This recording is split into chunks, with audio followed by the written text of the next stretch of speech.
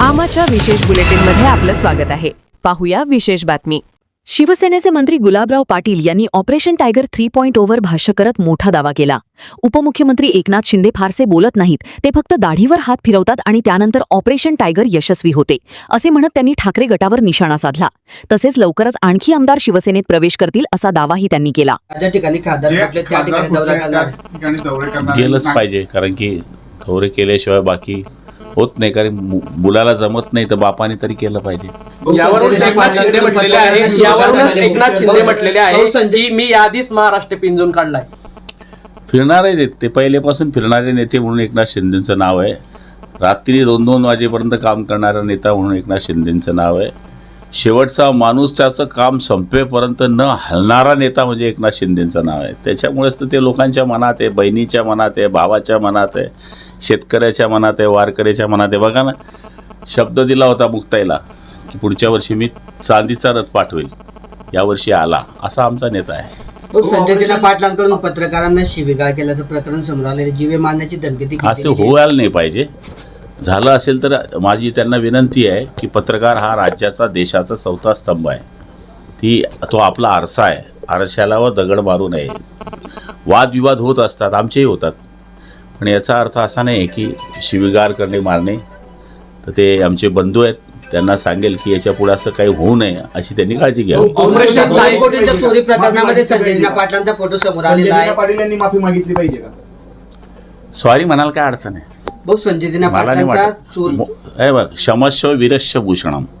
संजय दिना पाटलांचा चोरट्यांसोबतचा फोटो समोर आलेला आहे. तिच्यावरून देशपांडे म्हणतात की त्याची Y+ सुरक्षा देखील काढली पाहिजे. संजय दिना पाटलांची चोरट्यांसोबतचा फोटो आलेला आहे. त्यांच्या सिक्युरिटी पक्ष ठरवत नाही, गृह खातं ठरवतं. त्यामुळे तेवढं जर डोकं नसेल तर परमेश्वर त्याचं कल्याण करू. ऑपरेशन टायगर 3.0 सुरू झाल्याची चर्चा आहे. ठाकरे गटातील तब्बल 14 आमदारांनी एकनाथ शिंदे साहेबांसोबत गुप्त बैठक झालंय तसं होईल. थांबा थोडं थांबा. 14 आमदार लवकर जास्तीत जास्त होईल. कधीपर्यंत?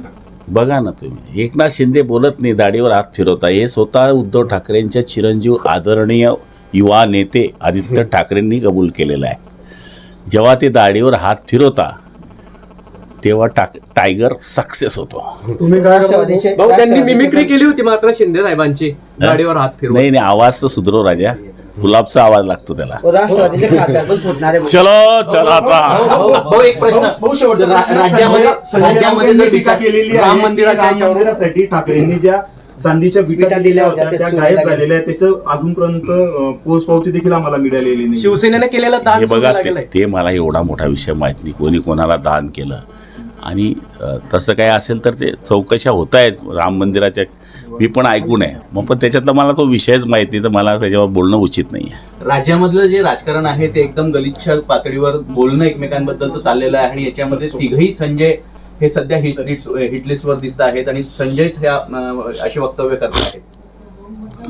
आता त्यांनी अशा पद्धतीचे वक्तव्य करू नये असं सल्ला देणारा मी एवढा मोठा माणूस नाही, पण कोणाचंही मन दुखेल किंवा समाज माध्यम हे सगळे लोक नाराज होतील अशी कृती माझ्या सकट कोणी करू नये.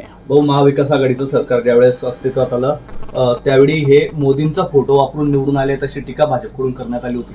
मात्र आता जी टीका होते आहे, जे फुटलेले 6 खासदार आहेत, तर हे सोनिया गांधी आणि शरद पवारांचा फोटो वापरून निवडून आले होते अशी टीका जी आहे ती काँग्रेस आणि इतर नेत्यांकडून केली जाते. आता कोण कोणाचा फोटो कधी बदलवतो याची गॅरंटी आहे का? आता काँग्रेसचीच गॅरंटी नाही आहे सध्या, त्या बाकीच्यांची काय बोलायची गरज. 2 कोटी चोरी फोटो आहे, तो आरोपी फरार आहे असं पण देशपांडे. अरे फोटो आता तुम्ही, आता हे आरोपी आहे तर मला काय माहित, फोटो येणारा काढतो मी, काढतो. हे चोरून आले का घेऊन आले. आमा चॅनलला लाईक करा, बातमीला शेअर करा, सबस्क्राईब फॉलो करायला विसरू नका.